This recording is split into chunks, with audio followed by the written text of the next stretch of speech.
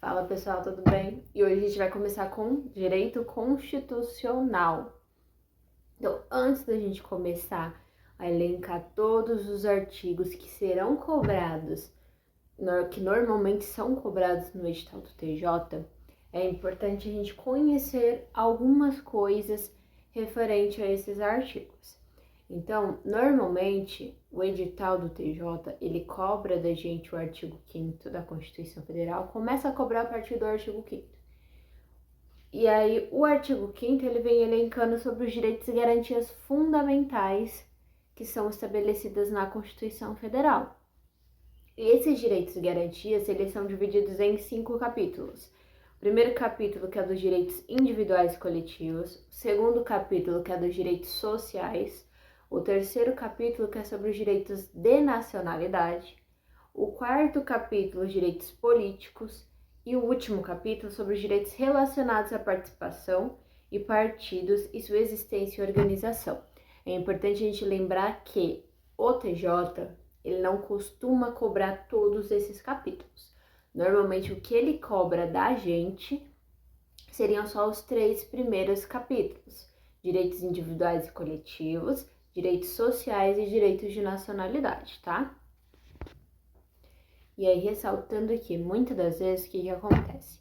As pessoas acabam relacionando os direitos humanos com os direitos fundamentais como se eles fossem uma única coisa.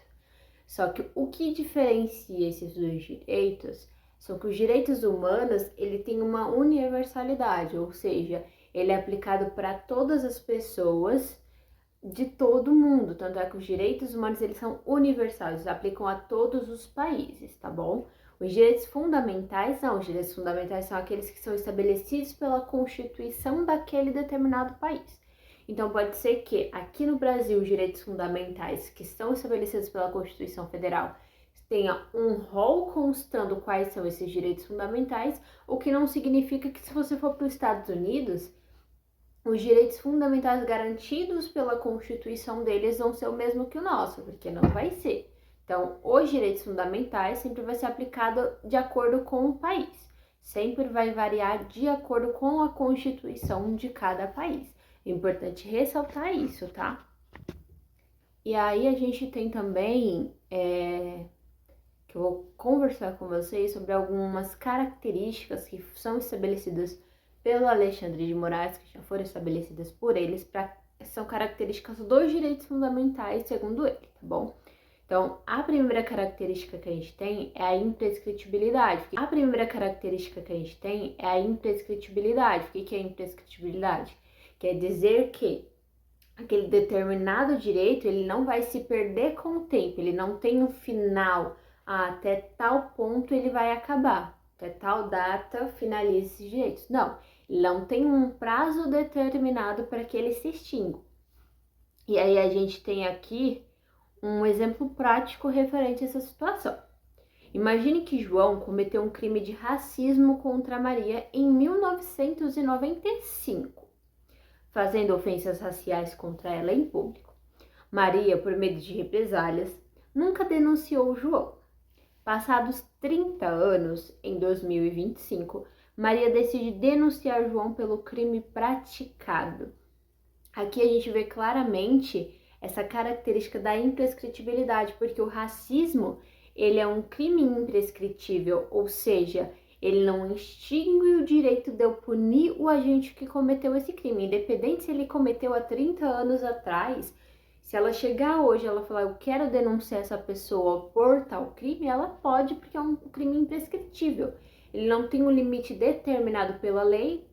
A partir depois de 5 anos que aconteceu o fato, se não houver denúncia, a pessoa não pode mais ser punida, ele não tem esse estabelecimento. Então, isso seria característica das características imprescritíveis dos direitos fundamentais. Então, todos os direitos elencados na nossa Constituição, eles podem ser cobrados a qualquer tempo, tá bom?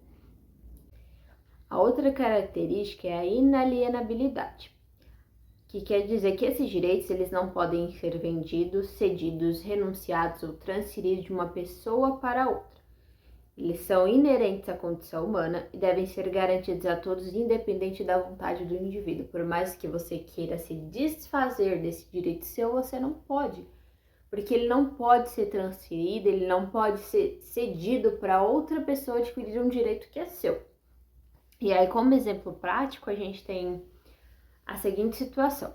Imagine que Pedro está passando por dificuldades financeiras e decide vender sua liberdade, aceitando trabalhar em condições análogas à escravidão em troca de dinheiro.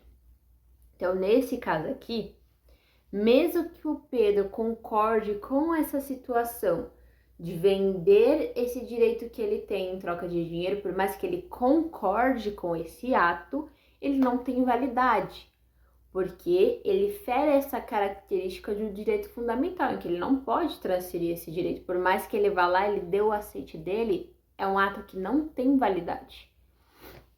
A gente tem aqui também a irrenunciabilidade. A pessoa ela não pode abrir mão dos direitos fundamentais por mais que ela queira. E aí a gente lembra dessa característica anterior. Então, por mais que ela queira transferir isso, ela não pode, porque é um direito garantido a ela. Assim como cada pessoa é garantido esse direito, eles não podem transferir entre si esse direito em troca de algo, porque seria uma situação que não tem validade. E aí, nesse caso, a gente tem esse exemplo prático. Imagina que Ana trabalha em uma empresa que exige que os funcionários trabalhem 16 horas por dia sem descanso. O empregador pede que Ana assine um documento abrindo mão do direito ao descanso e às férias. Então, mesmo que a Ana assine esse documento, ele não vai ter validade nenhuma, porque a Constituição, ela determina, ela garante que os trabalhadores tenham esse direito de descanso, tenham direito a férias. Ele é no caso, direito irrenunciável, ele não pode ser transferido para outra pessoa, ele não pode ser renunciado, a pessoa abrir mão do direito que ela tem. E aí, junto com isso, a gente tem a inviolabilidade. Esses direitos eles não podem ser desrespeitados ou suprimidos pelo Estado ou por terceiros, eles devem sempre ser protegidos. Então, imagina que Lucas escreveu um artigo criticando um político influente.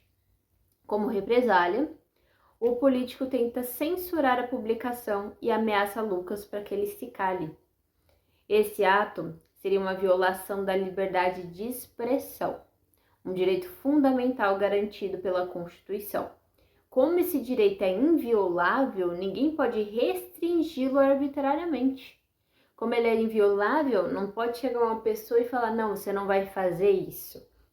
Ele não pode impedir que você, no caso, coloque em prática um direito que é garantido pela Constituição a você, assim como o direito à liberdade de expressão, ele é garantido pela Constituição. Somente liberdade de pensamento, sendo vedado o anonimato, a pessoa pode se expressar da forma que ela bem entender. Claro que ela tem que sempre olhar para o que está constando na Constituição.